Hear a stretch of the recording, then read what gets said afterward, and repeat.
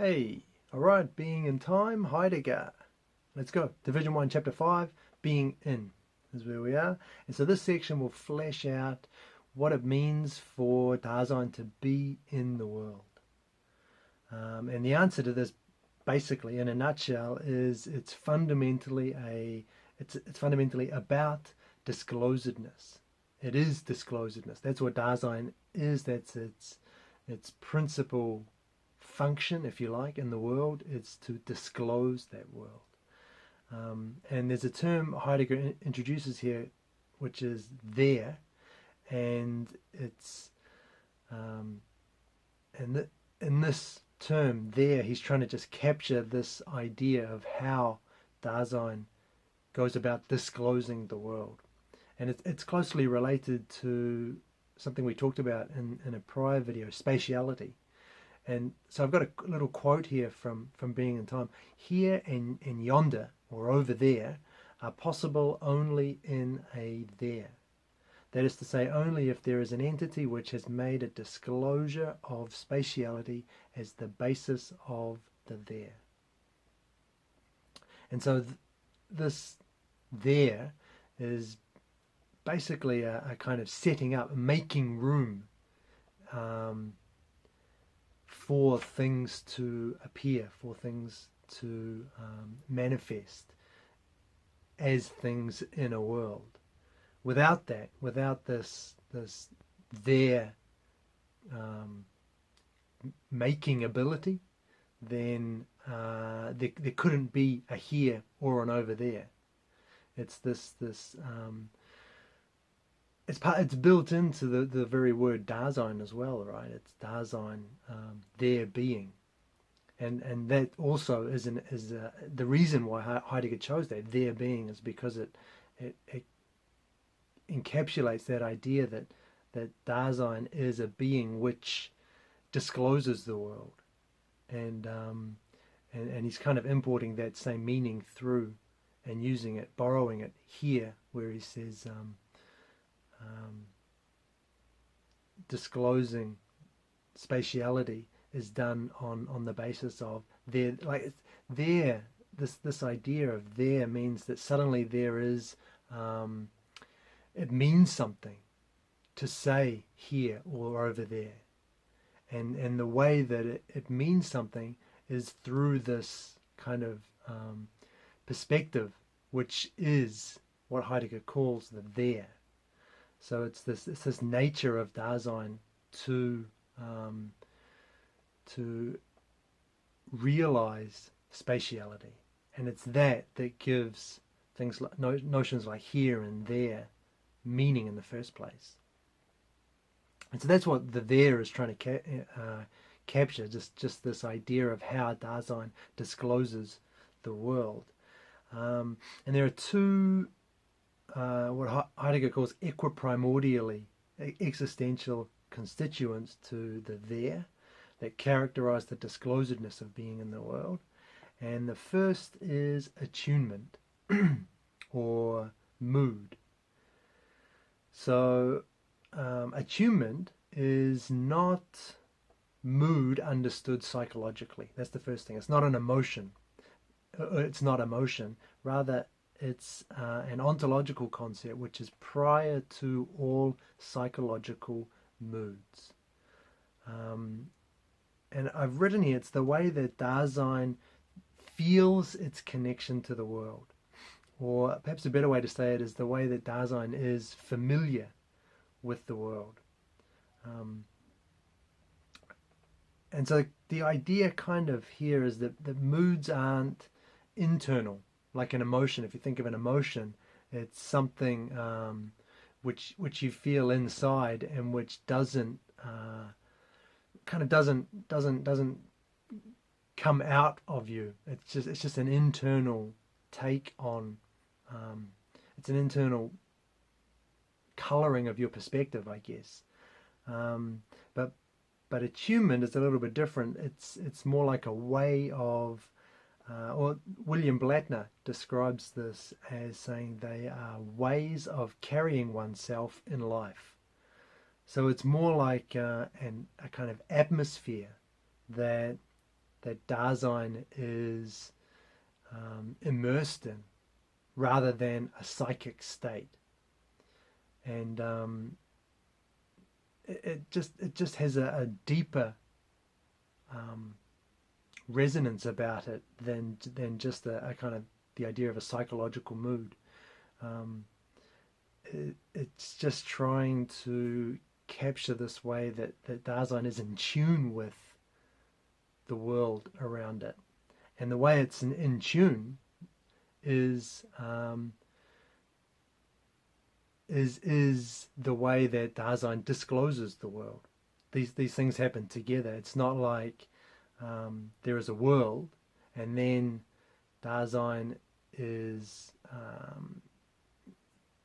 has emotions about it, and they color kind of the external reality. It's not like overlaying some kind of emotional feeling on top of something that's already there. It's deeper than that. It's built into the very way that Dasein reveals what's already there. So it's a kind of deeper, more intimate connection, which is because it's a part of that disclosive process. Disclosing is always already fundamentally attuned, and that's the first point I have here, is that Dasein is always already in a mood, is always already attuned. There is no moodless state. We're always already attuned, and the only way to overcome one mood is through another mood. So we're always in these moods. Again, remember, this is not as superficial as a psychological state, as a psychological emotion. It's a deeper connection. It's the way that we tied in with the way that we disclose the world, the external world. So with Dasein's always already in a mood. Some other things to say about attunement or mood: the whence and whither of Dasein's mood is always obscure. So we don't really know how these moods come about. We just find ourselves in them. And Heidegger puts this nicely here, and he says mood assails. It kind of sweeps over us, and that's because it comes from being in the world itself as a mode of that being. So it's again just tied into the fundamental core of Dasein. Attunement always brings Dasein before itself in a way more primordial than merely knowing itself. And so this is kind of about the way that attunement shows something about Dasein as an individual. It tells us something more about ourselves than mere knowledge that we might get, cognitive knowledge. And that's because mood is always before all cognition and willing. Mood it's deeper than that. It's a more fundamental aspect of Dasein. And the last thing I have about this is that disclosing in attunement colors Dasein's whole perspective on its world. Again, not like adding something to things which are already objectively present, but more foundational than that. There is no world prior to an attuned disclosure. So this attunement, it's a part of the process of disclosing the world. But it can also close that world off. It can also close it off as in a bad mood, which then obscures the world. So I guess we can think about normal moods. So if you think about, I don't know, the example that Heidegger gives is fear. So if we think about fear, it's on one level, it is just a psychological state. It is an emotion, but there is a kind of deeper, more foundational aspect to that mood. So we're not talking about two different things. We're not. I don't think Heidegger's saying, well, there are these emotions, psychological emotions, and there are also these other moods which are ontological, these deeper moods. I think they're the same thing. So you feel fear, and it's a psychological state, but it's also there's another aspect to it, and the other aspect is the way that it operates as part of this fundamental disclosive nature of Dasein. And talking about fear, it's worth just taking a moment to look at this. Heidegger analyzes fear into three parts. What we are afraid of, which is a thing in the world. So we're afraid of something in the world. The second part is the fear itself, which is the way that it frees the thing for us in a way that lets us be concerned about that thing. So there again, there's this deeper connection to the way the world, the way that Dasein discloses the world. The fear frees the object that we're afraid of, but it frees it for us in such a way that we're concerned with it, concerned about it. And that's what attunement, that's what mood is all about. That's the kind of nuts and bolts of how the world is disclosed to and through Dasein. To Dasein through moods. How about that? And also the third part of fear is what we are afraid for. And what we're afraid for is Dasein, ourselves. We're afraid for ourselves. So there's kind of a nice connection there through running through these three dimensions of fear. What we're afraid of, the thing in the world, so the thing, the external thing itself, the Dasein as the being in the world, ourselves, and the fear itself, which kind of frees up that thing so that we are concerned about it, that we are interested in it. And that's the way that attunement lets us be familiar with the world, lets us disclose the world. So that's the first part, attunement. The second equiprimordial existential constituent of the there is understanding. And again, understanding is not the cognitive, kind of scientific, ordinary understanding that you would automatically think of. Rather, it's a fundamental mode of the potentiality of being of the there. It's not a kind of cognition which explains. So intuition and thought are both derived from this deeper understanding. And Heidegger says, so what is understanding? What are we able to do through this? The thing we're able to do in understanding is just exist. That's what understanding lets us do. So it's a really practical way of interpreting understanding. And it includes kind of the know-how, if you like. So we know we know how things work in our societies and our culture. We know the customs, the norms that we're supposed to adhere to. And we just take the example of the hammer again. We go back to that. We know how it fits into the world in this referential totality. We know what it's for. We know what to use it with. We know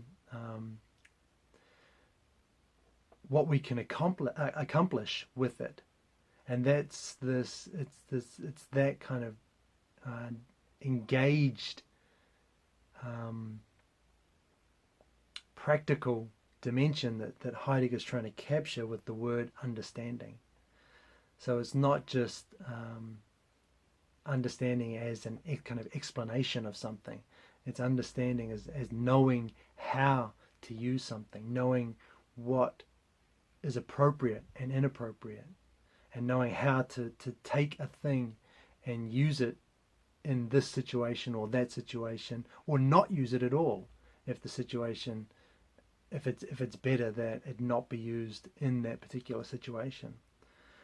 And so understanding is connected to our projections, the way we project ourselves onto one or other of our existential possibilities. The future, how we project ourselves into the future, it's bound up with this idea of knowing how to use things, knowing when to use things, understanding. So that I've got a couple of things to note with this. The first is that this has as I hinted at already, it has the existential structure of project.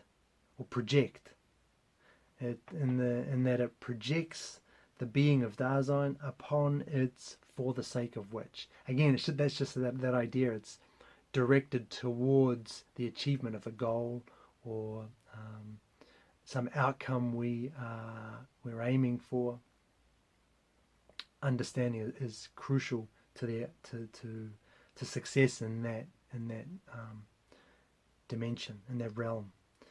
It can be authentic, which is to say originating from its own self, or inauthentic, so wrapped up in that the inauthenticity of the they. So just kind of staring at something, describing something, that is a failure to understand it. Just trying to capture what something is in words represents a failure to understand it in the sense of the word that Heidegger's intending here. And it's grounded in something which Heidegger calls the as structure. So when something has been disclosed in understanding, interpretation then gives it the structure of something as something. So this is kind of a segue into interpretation, which is derived from understanding, and interpretation is bound up with this as structure, and that we apprehend a thing as a particular thing. And what Heidegger means by this is that it's always already accessible in understanding, so that it's as what can be delineated. And this as structure or interpretation is what Heidegger calls the hermeneutical situation.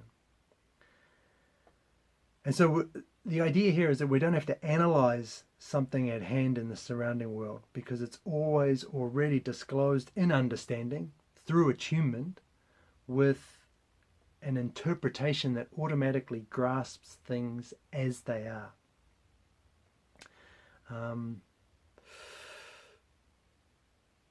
So it's kind of a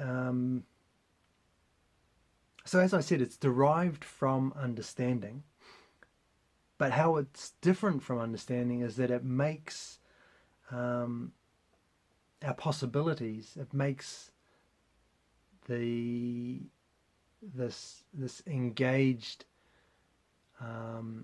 almost intuitive understanding that we have of things, it makes that explicit.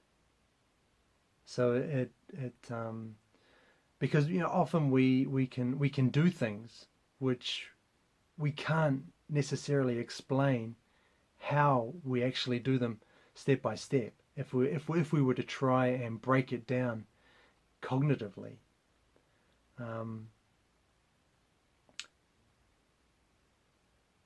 and this interpretation is kind of the next step in, and that it's the next step down, if you like, next step up. So understanding is the deeper of the two, and interpretation's grounded in it. But understanding is something that happens kind of without thought. It's not a cognitive process. Interpretation comes on top of that and is, I guess, more cognitive in a way, in that it's the thing which we just used in understanding, the thing which we just engaged with, and we knew how we were supposed to use it. The hammer, we know that it's for hammering, and it just, even though we don't know how we know, we may not even know that we know. We haven't stopped to think about it. That's the point of understanding. It's a more fundamental engagement with things in the world. Interpretation makes that understanding explicit. It lets us understand. It's not the good word, not the word to use. It lets us apprehend the thing as the thing that it is. It gives us a kind of explicit grasp of what it is. Yeah. It's important, again, to remember, I'm probably going to repeat this several times in this video, interpretation does not impart significance to a thing which is originally objectively present. We are steering completely clear of that throughout the entirety of being and time and Heidegger's thought. There isn't an objective world which we come to and overlay all of our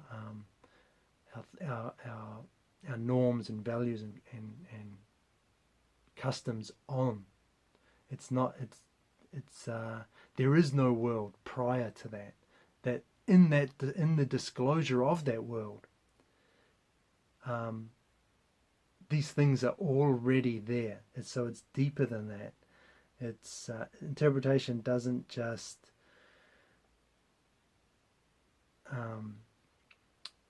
color, if you like, a world which is already there, just black and white. Because it's built on understanding, and understanding is, again, fundamental to the disclosure of that world in the first place. So, yeah, just remember that the world doesn't exist first and then we come along and just give it meaning. The meaning is built into the disclosure of the world, the way the world is disclosed to Dasein. So as Heidegger says, what is encountered in the world is always already in irrelevance, which is disclosed in the understanding of the world.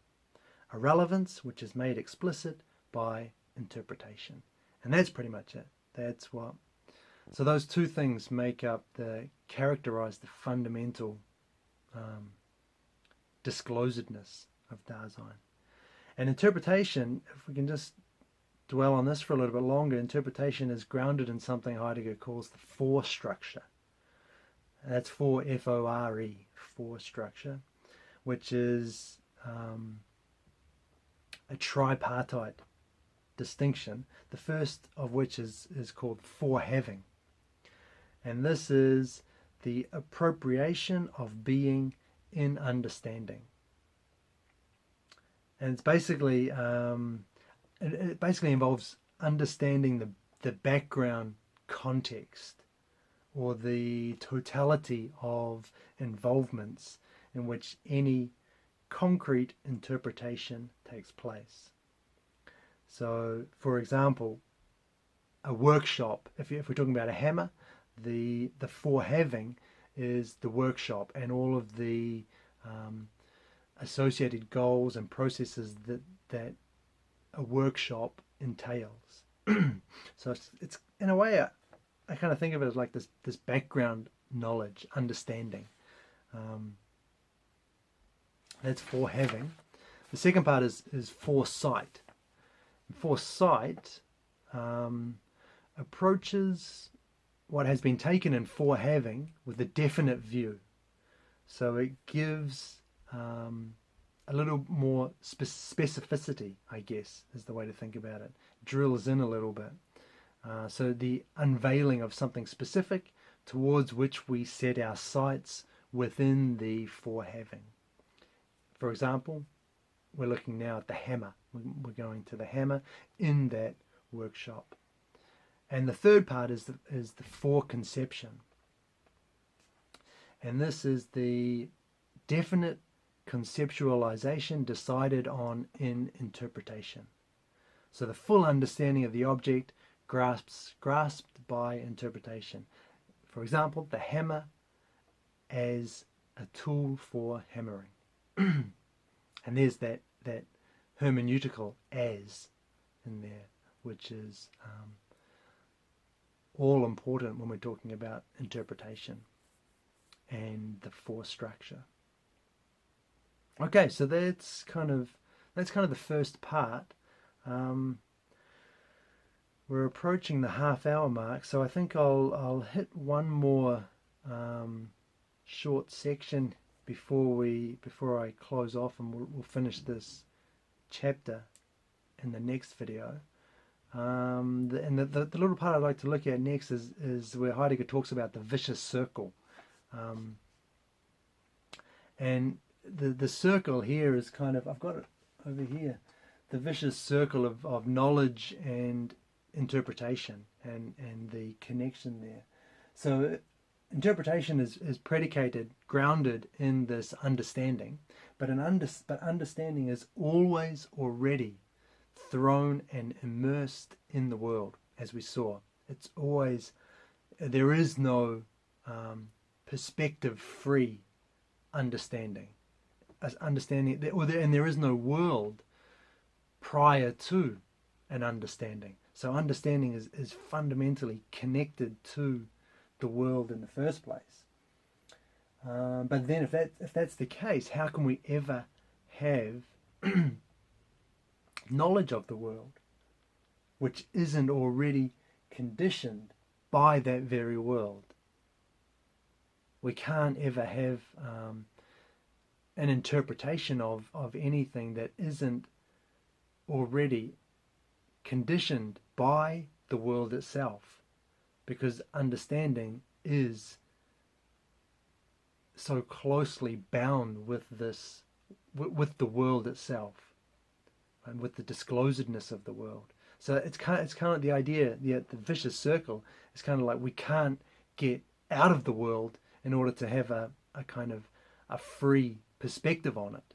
We're always bound with the world. And any time we try and talk about it, we find ourselves talking about it through the perspective of already being in it. So that's the vicious circle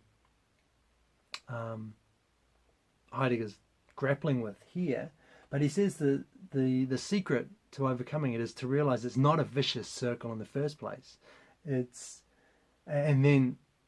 So rather than looking for a way out, what we ought to do is get into it the right way. And so what he means by that is that the circle isn't actually a problem, because this circular dilemma that we're in is the fundamental nature of Dasein. That it's Dasein's nature to be a circle in the first place. As and the quote I have here is, beings which, as being in the world, are concerned about their being itself, have an ontological structure of the circle. So it's just the way we are.